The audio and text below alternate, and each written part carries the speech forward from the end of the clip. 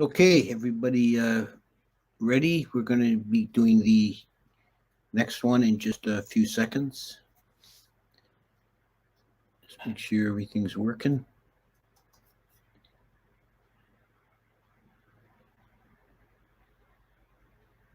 Okay. Okay, let's start. Namo tassa bhagavato arahato samma sambuddhassa.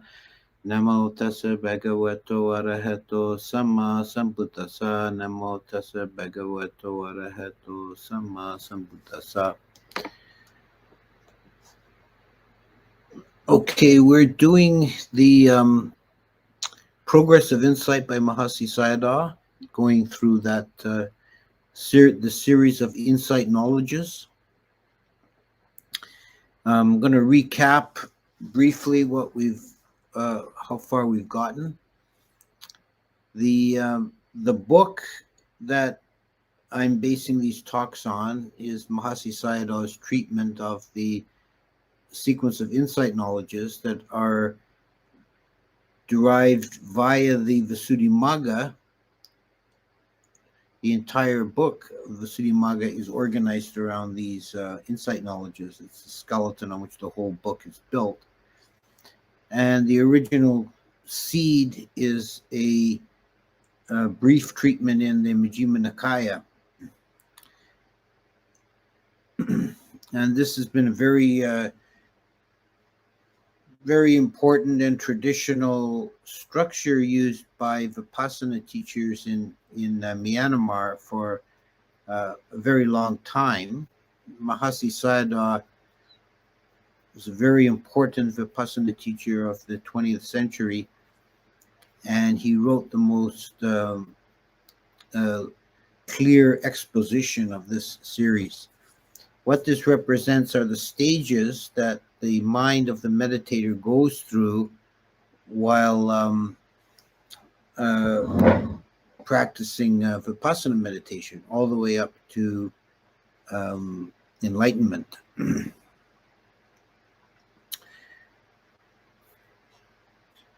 And where we've gotten so far is that the meditator has passed through the important transition called the corruptions of insight, where all kinds of distracting phenomena appear to the mind, such as a bright light, a feeling of great energy and clarity, and the rest of it.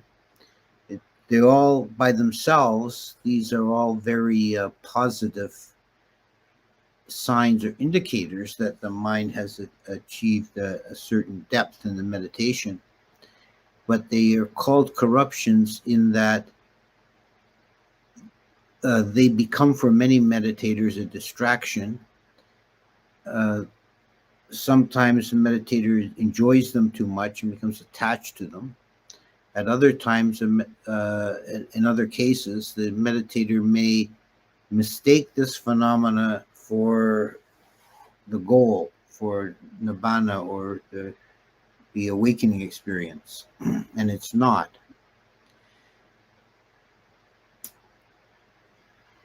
The proper course when encountering these phenomena is to remain centered, remain calm, remain clear, and just continue to practice and notice them clearly with insight as you would any other object. And if that is done, one will pass through this stage fairly quickly. Then the mind becomes clear again and goes through the stage that we dealt with last week, which was the knowledge of what is path and not path. The meditator is now firmly established in the practice and is noticing the objects arising and falling. And this is said by some teachers to be the point at which the practice really begins. So we now come to a very important series of knowledges that are subsumed under the heading of the purification by knowledge and vision of the course of practice. And what the first of these knowledges that we're going to deal with today is the knowledge of dissolution. Now, at this stage, the meditator is fairly well established in the practice and is noticing the objects arising and ceasing. But then what becomes more evident to the mind is the ceasing of objects rather than their arising.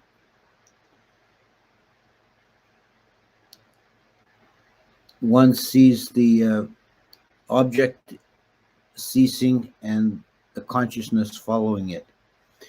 This can feel, and this is noted by Mahāsi in his text, it can feel to many meditators like the practice is falling apart, that it's not going well at this point, which is a very important admonition here, is that it's very difficult while you're in the midst of Vipassana meditation to properly judge your own progress.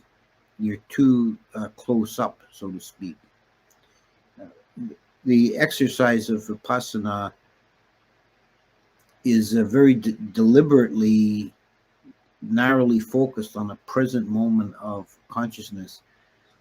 So it makes it very difficult to take things into context. One cannot see the forest for the trees. So you're looking at, and which you should be doing for this exercise, for Vipassana, you should be looking very intently at the present moment of consciousness. And just naturally at this stage, the first arising of objects is not evident, and one sees objects breaking up and falling away. And it can seem to the meditator that he or she is not doing well, that they're missing things, because it seems like you're only noticing things retroactively after they've already gone. You're just seeing the tail end of every object. This is a natural development. It's part of what the mind goes through at this stage, and it's nothing to be concerned about.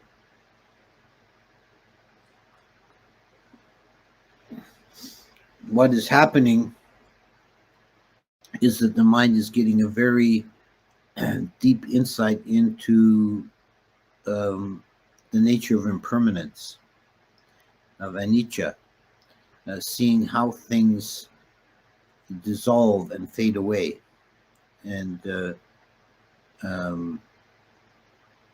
cease, how they return to the void from which they came. And there's a sense of things falling away very rapidly. As soon as one observes something, it dissolves, dissipates.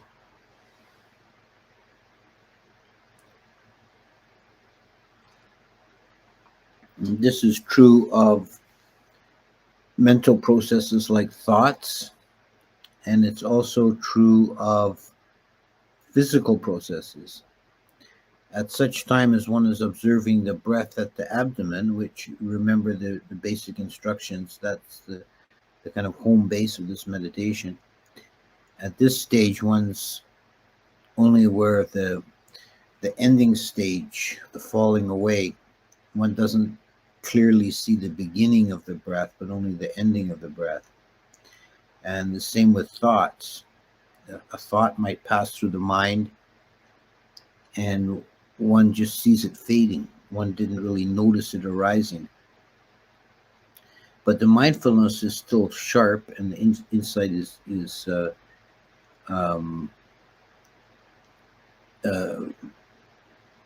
based very strongly in the present moment. So there shouldn't be a lot of mental activity, but there naturally will be some.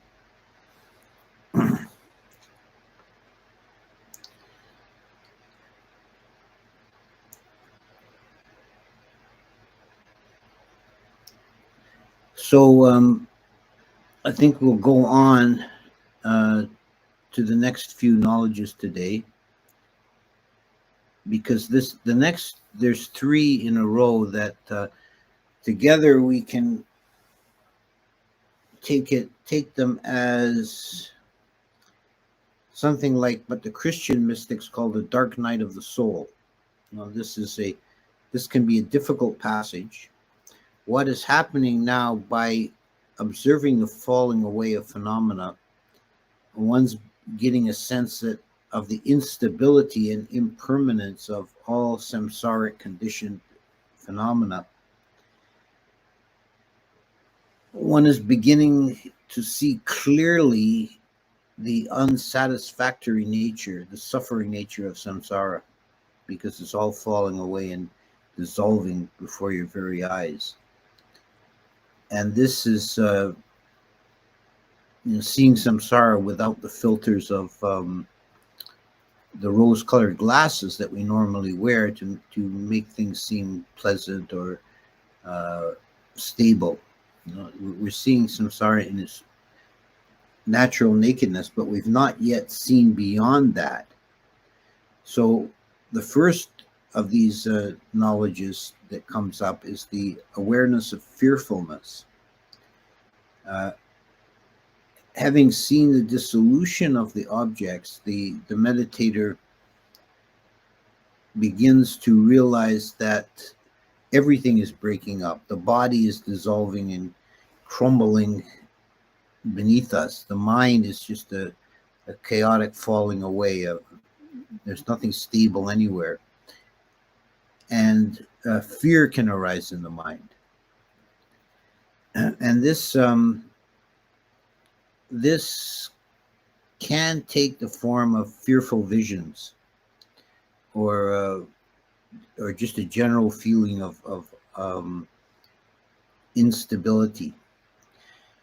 Now, the danger here is that the meditator will react to the fear and retreat and fall back and put back on the rose-colored glasses, and the meditation can fall away. The way to get through these stages is to cultivate a kind of a warrior attitude, to be strong in your mind and just keep going forward.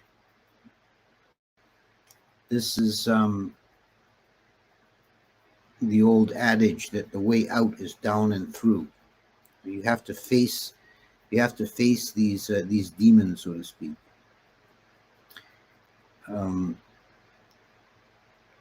You have to cross, in order to cross over to the other side, you have to keep going through this passage. And it can be quite brief if one takes that attitude. If one sees the fear just as an object and refuses to surrender to it, it keeps going forward. But if one reacts in a fearful way and retreats in the mind back to the safe ground of illusion, then this passage can be prolonged for a long time. It would be quite unpleasant. The next two stages are similar. After the fearfulness, there comes the knowledge of misery. This is a more clear insight into dukkha, that the meditator begins to see samsara as one big mass of suffering, and this is related, to the falling away, to the dissolution of things. There's no comfort to be found within conditioned objects. Everything seems useless and futile and hopeless. And again, one has to just keep pushing forward. Then the next stage is really the first beginning of a turnaround, and I think I'll deal with this stage today, and then leave the next ones for tomorrow or for next week. This is the knowledge of disgust. Not finding any satisfaction in the samsaric objects, the meditator gets beyond the fearfulness and misery and just becomes it's kind of a weariness or a well, the language here used in the English translation is disgust, but it's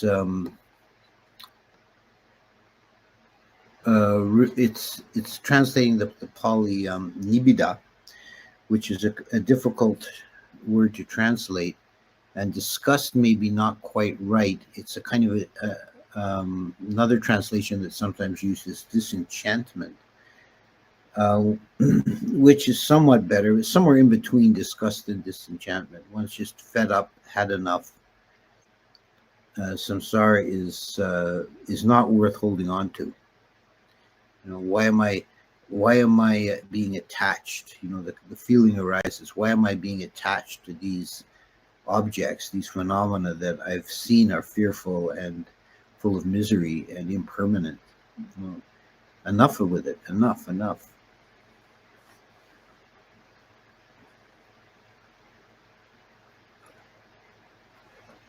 It's like having a sense of being fed up. There's a series of suttas, short suttas in the Samyutta Nikaya, where the Buddha is talking about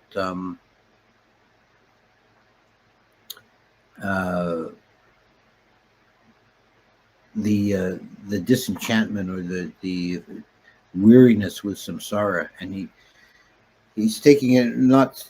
This isn't really from the perspective of Vipassana, but more a broad brush kind of approach, talking about the endless cycles of birth and death. And he uses very strong imagery, like if you could pile up all the skulls from every time you've had your head cut off, either as a human or as an animal, if you could pile them all up, there would be a mountain bigger than the Himalayas. Now, if you could gather all the tears you've shed from the loss of loved ones, it would dwarf the great ocean.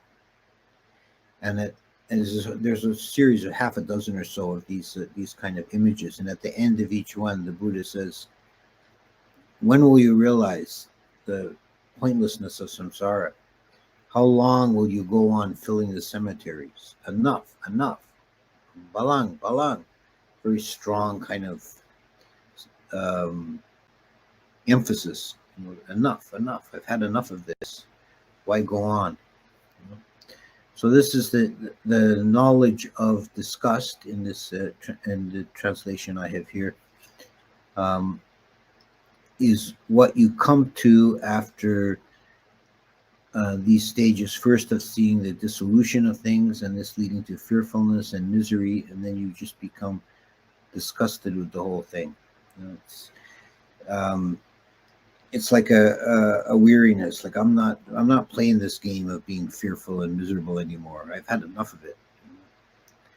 So this is really the first turning away from samsara in a very definite way.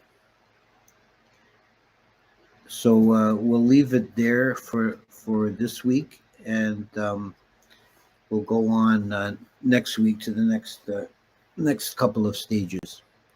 So just to recap today's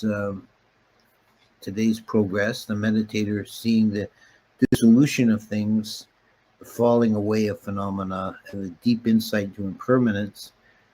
This leads to a feeling, first of all, of fear, then of misery, and finally of disenchantment or disgust with the whole game. Okay, so I'll stop there, and I see already there's a lot of activity in the chat. We'll scroll it back and see if I can answer some of the questions that have arisen. Question: is it possible to regress in these steps? When I take long breaks from practice, I get highly distracted and caught up in thoughts and images when I return to practice again when I didn't before. Yes, it is possible to regress, and this particularly the stages that we're talking about this week, because they're difficult. It's a difficult passage. As I said, many meditators will retreat, and this just prolongs the stage. But in a more general sense, yes, you do. You can. Let's put it this way. I think it's a very unusual and highly skillful meditator that can just progress through all these stages without any backsliding. Normally, we take like 3 steps forward and a step backwards, kind of thing. It's a lot of work to get through these stages, and we can fall back, but the effort put in is not lost. You should recover your ground more quickly each time. Next question. In the suttas, is the word nibbana ever used to refer to the deathless element, or it's a later innovation? Every use I found used it more as a verb in the suttas. I think that's you're probably right. Actually, the word nibbana, like a lot of Pali nouns, are derived from verbs, and it's what's that grammatical term? A past participle or a perfect participle. The nibbana from the verb nibbeti, to snuff out. So it means something that has been snuffed out, and it can be used as a noun, and it's declined as a noun. But it's originally a verbal form.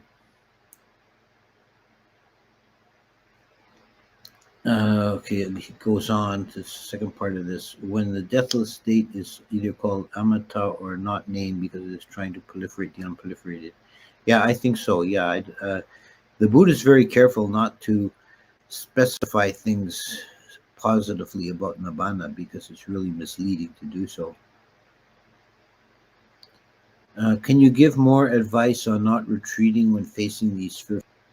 Can you give more advice on not retreating when facing these fearful stages? Even with intention to stay strong beforehand, it seems impossible not to retreat at the moment when the fear and images are so visceral. There are sometimes even physical reactions like sweating and heart pounding.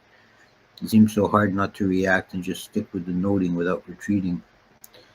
Yeah, it can be difficult, but that's really there's no real way through other than to just summon up the courage and the boldness to just keep noticing and seeing that the fear itself isn't permanent. It's a formation. It falls away, and not to be caught up with in the fear, not to identify with it.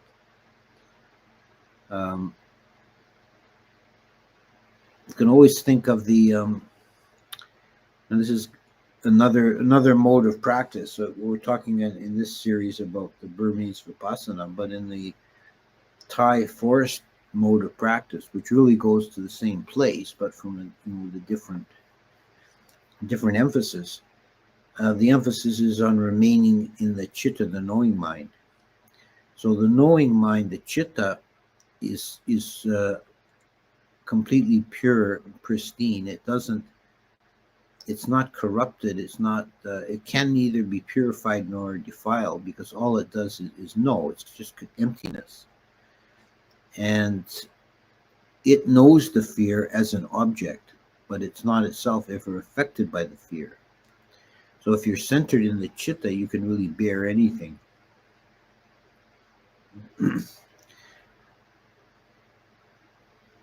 But the right attitude to hold in this, in these stages is just kind of a warrior spirit. You're not going to back down. You're not going to surrender to this. You're going to face this.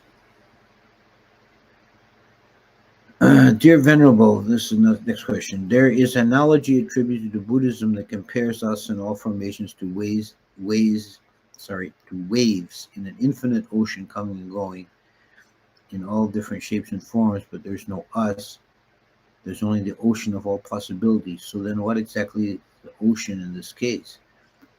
Why is there an infinite ocean of information at all? Is it possible to describe it using conventional language or even come close to describing it? Thank you. I'm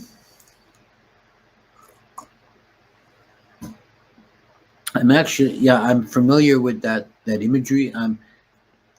I don't think that ever occurs in the suttas. I think that's a later iteration. The most well-known example from it is probably, I'm trying to remember the author's name. There was a 19th century Englishman who wrote a long poem about the Buddha's life. And at the end, when the Buddha enters Parinibbana, he says, the dewdrop slipped into the shining sea. It's kind of a beautiful image, but it's something invented. And I think it comes more from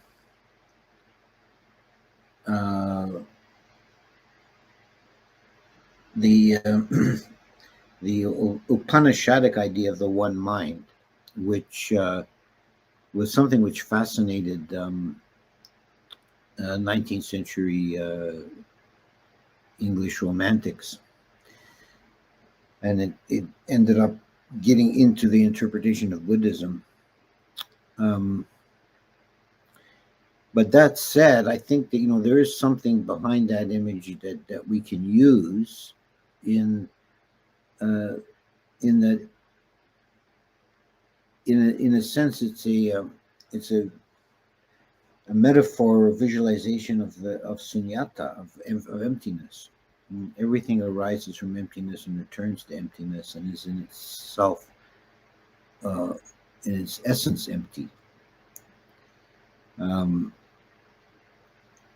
We could also, if we want to go to a more modern example or image, it's like the quantum physics idea of a wave function. That reality exists as a wave function, and the discrete objects are only temporary manifestations of a local collapse of the wave function. Let's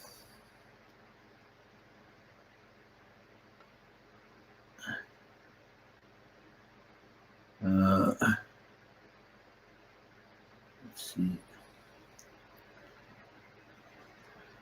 I lost my place in this thing. Okay, here we are. Next question. You mentioned when fear arises, once you push forward, is there any danger in this action? Should one use some kind of middle path while pushing forward? No, there's no real danger to it. If you've gotten to that place where fear has arisen, if you've gotten to it through the process of Vipassana and by seeing the nature of samsara, then you can push through to the other side. Now, fear can arise at other times because of an unbalanced mind, and that's different. We're talking about a very specific process here.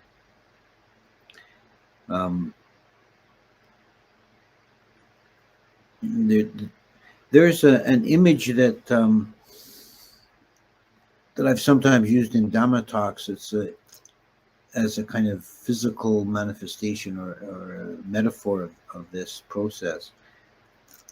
When I was, this is something from my own experience, when I was in Thailand, there was one place that I stayed where walking to the eating hall every day, this was in a kind of remote jungle monastery, walking to the eating hall every day, I had to cross this little creek, a little running water that normally was only about up to my ankle, so there was no concern about splashing through.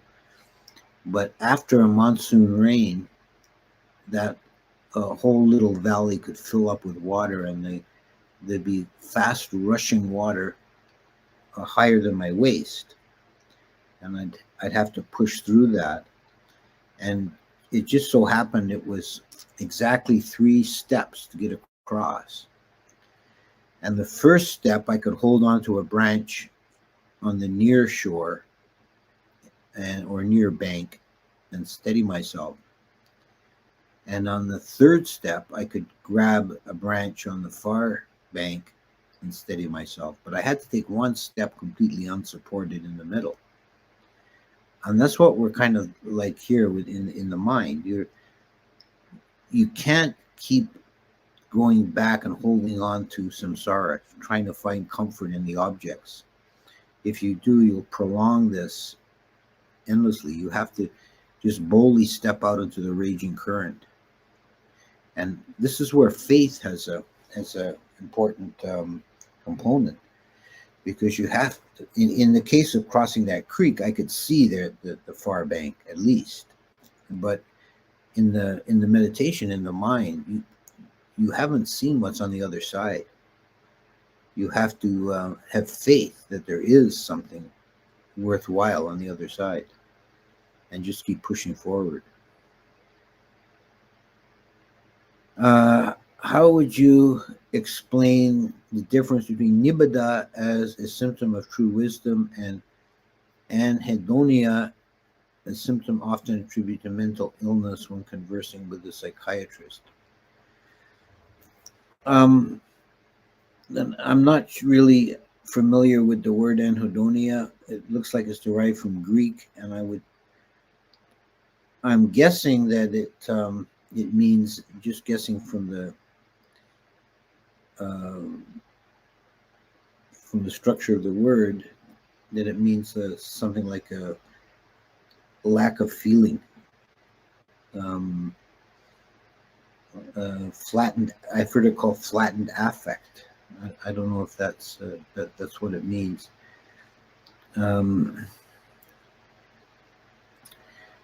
I would say that the difference, if I'm interpreting the word anhedonia correctly, as I say, I'm not really sure that I know what it means.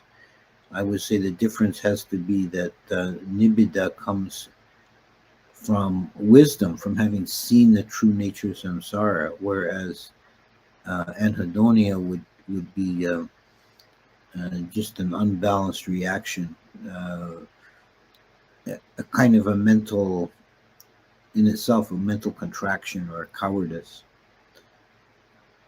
Not facing reality, whereas nibbida comes from having faced reality directly, face on, and without filters. And okay, this is what is real, and then becoming disillusioned with it because of that.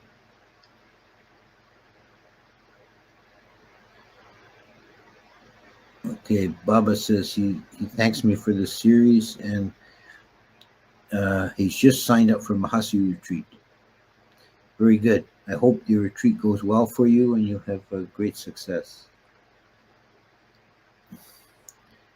Next one.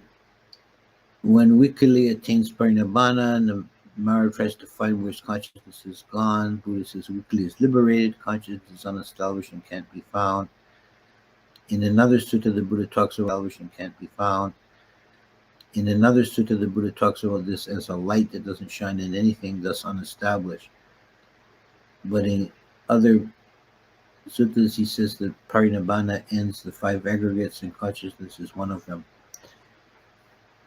Is this a contradiction? No, it's not a contradiction. It's just that we're talking about such abstruse and difficult topic, talking about nibbana and consciousness, that it's really not possible to speak about it without becoming paradoxical. And it's just best to just try and not to figure it out with the rational mind. Just keep practicing until you realize it for yourself. Could I also ask, do these stages necessarily come in sequential order? I think in general they do, but one criticism that others have raised about this, particularly Mahāsi's treatment, and I think there's some some validity to the treatment is that it makes it seem, if you just take that book of Mahāsi's and read it through, it's brilliant. It's very lucid, clear exposition, but it can leave the impression that things are really cut and dry and they'll happen exactly this way for everybody. And I don't think that's really true. I think your mileage may differ. Things will vary a little bit for different individuals, but the general pattern has to work in this way.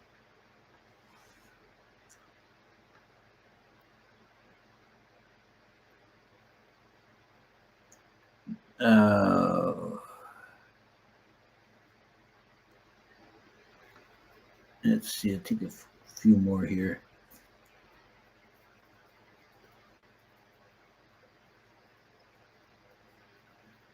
In Guru 935, the Cow Sutta, it says, a mountain cow thinks of eating from another area of a mountain that it isn't familiar with. It will just slip off from the rugged mountain. Similarly, someone who hasn't mastered first jhana moves on to second, and so on, won't be able to sustain and just slip off the mountain like a cow.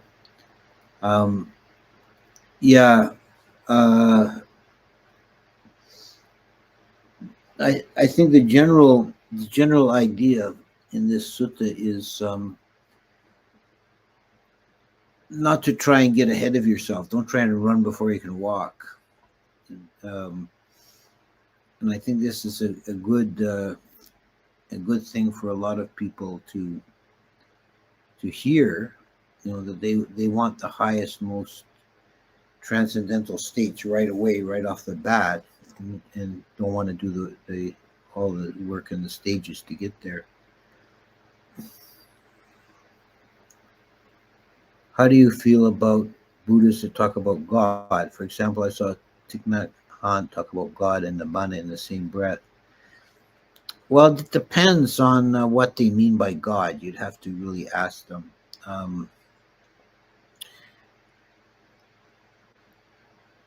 Because Buddhists are not strictly atheist in the sense that we usually understand atheist as kind of a materialist, because there is a spiritual dimension in Buddhism. There is the unconditioned, the asankata, nibbana.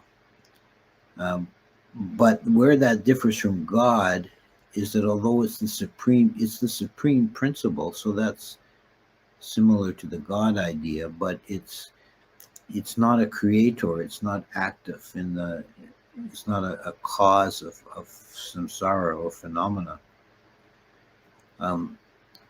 So if God is just understood as sense of being the ultimate reality or ultimate principle beyond this conditioned world, and it's really unknowable to the ordinary mind, then you can call it God or Nibbana, whatever you like. But that's not what most theists would want to understand the nature of God to be. The closest I've seen in theistic religion to the Buddhist concept of the transcendental is and it's not, I'm not saying it's the same, but it begins to approach it, is in Eastern Orthodox Christianity, where they say the concept of God is apophatic, meaning cannot be described. It's beyond comprehension. It's beyond our words. And they refuse to attribute attributes to God, which was one of the dogmatic distinctions between Eastern and Western Christianity. That the Western Christians were more influenced by Aristotle and wanted to specify characteristics of God, where be able to describe him and say characteristics of him, whereas the Eastern Orthodox, who really more influenced by Plato, I think, they they came up with this idea that God is beyond any conception.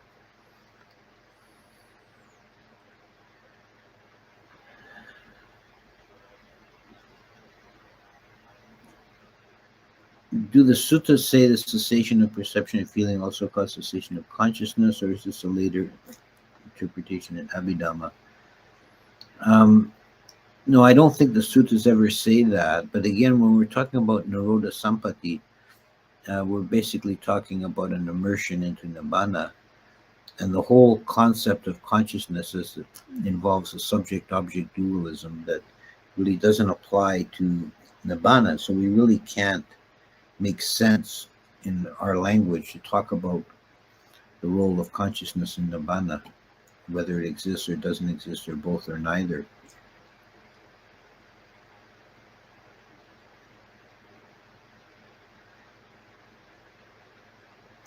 Okay, continuing from the previous question about Thich Nhat Hanh. He's quoting Thich Nhat Hanh as saying, if we are aware that when we use the word nirvana or the word God, that we are talking about the ground of being, there is no danger in using these words. Okay. I think talking about the ground of being, I can see that as in Mahayana Buddhism, that's an important idea. I would not really associate Nibbana with that, but that's okay. I mean, these are very, very difficult questions, and everybody's trying to describe the indescribable in different ways. When entering first jhana, sometimes my body starts shaking too much from the pleasure, gets overwhelmed, gets Buddha from jhana. What can I do to overcome this? What that is a symptom of piti, the rapture arising. And the advice is to make a strong effort to sit, to not shake. When you start feeling it, force the body to be still. And what this will do is sublimate the piti. What you're experiencing is the coarsest form of piti, and you want to internalize it more and make it more of a spiritual or mental experience, and not so much a rough physical experience. So don't give in to the shaking. Make the body sit still. Okay, good. This questioner is explaining the meaning of anhedonia. Is the lack of finding joy in worldly things kind of similar to nibbida, but quite the polar opposite of hedonism, basking in worldly pleasure? Okay, that's good. Thank you.